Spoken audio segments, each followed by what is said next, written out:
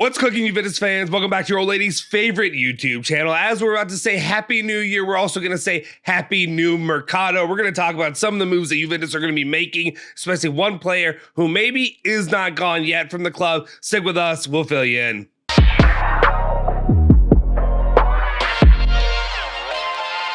Ciao ragazzi, welcome back to the Bianconeri. My name is Justin Sofro. Today it is a Friday, December 30th, 2022. We are almost at New Year's Eve, New Year's Day celebrations as you all have it around the world. Congratulations to all of you for making through another piss poor Juventus season and another piss poor Juventus year. It is what it is. We'll do what we can with it. But as we move on, let's talk about some of the things that I need you all to do, which is smash that like button, hit that subscribe button, hit that bell icon, stay notified for all of our latest videos. Now, without any further ado, let's get into it. The very first thing we're going to talk about today is the man, the legend. Nah, it's not a legend yet. Dusan Vlahovic. What's the status of him coming back for the season, the second half of the season? Well, Gazzetta dello Sport is reporting that Dusan Vlahovic will be out for the first 3 games of the 2023 half of the season, meaning he will miss Cremonese, Udinese, and Napoli, which is not great.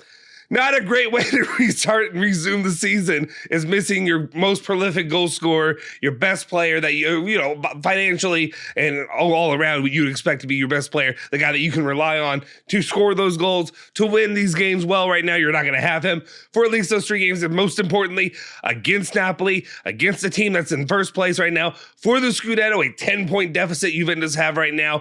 Come on, guys. We need to get it together. Get healthy. Let's do this thing. Max Allegri, fix our ship.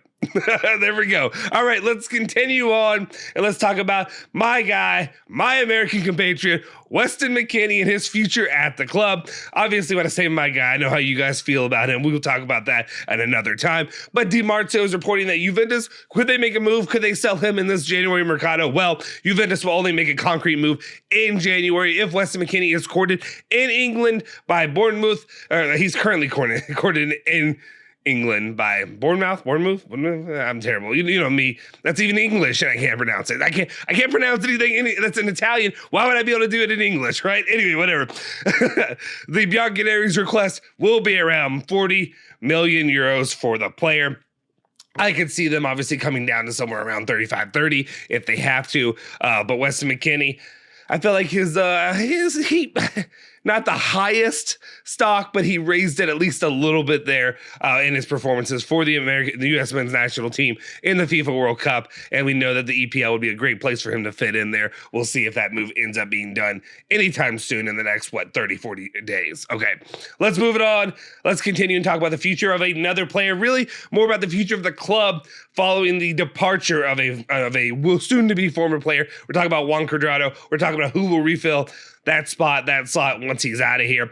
Di Marzio is reporting saying that Juve are looking to replace Juan Cuadrado. Among the players considered ready, Singo from Torino, who's a baller, sign me up, let's go, would be liked, while the young Spaniard Fresneda, 2004 of Real Valladolid, I don't know why I tried that one, is at the top of the list of talents on which to build the future. Both would be solid options.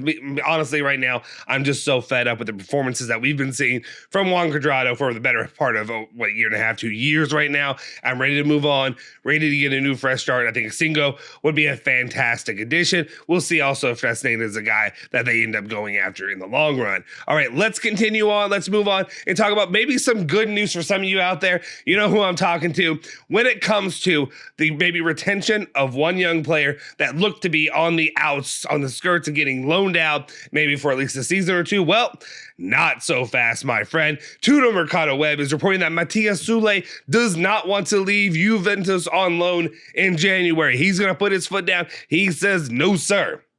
Despite many requests, the Argentine wants to continue playing his cards at Juventus. So while Juventus may be pushing a little bit for him to maybe go out, go on loan, go somewhere that maybe he can get a little bit more experience, more playing time, and see how he develops and continues to develop, he's kind of saying, nah, bro, I want to stay here. I want to play for the club that I care about. I want to play about the club that I came up in. I'm going to gamble on myself, and I'm going to bet on myself and say, stay here with Juventus, earn a Juventus job in the next year or so. We'll see. How do I personally feel about it? Well, maybe it'd probably be a little bit better if he did get loaned out at least for a season or so, just to build up a little bit of that. But at the same time, let's be clear, when it came to guys like Fajoli, and the whole situation around him, every time he was being loaned out, it seemed more and more unlikely that he'd be coming back to Juve and that he would actually earn a spot on Juve if you're not in the Juve rotation, right? So I understand why he would say, I don't want to leave because I'm here right now. I at least have a better spot of, joining in that rotation, maybe even becoming a starter down the line. If I'm here right now, as soon as you send me out, I lose those opportunities. So I get it. I understand it. We'll see what happens from here. Nothing I can control personally. All right, let's continue on. The final main story of the day, and we're going to talk about it right now. Adrien Rabiot and his future with Juventus is maybe not as clear as it once was. And what I mean by that is we are all under the understanding that he's gone. He's done, son. He's moved on from Juventus. He ain't getting that money. Well, Corriere dello Sport says not so fast once again. He says that Adrien Rabiot's mother agent has given... Mother agent, I just love saying that. I don't know why it's so funny to me. Anyway, his mother agent has given her availability to talk to Juventus about the possible renewal. The relations between Veronique and the Bianconeri management are good. A meeting between the parties will be held in the coming weeks. The request that the Frenchman will make will be for a salary of about 10 million euros net plus bonuses to start talking a figure too high for the old lady, who will, however, try to convince him to extend at least for another season. Which I say, again, you know what I said. I laughed as soon as I read that part.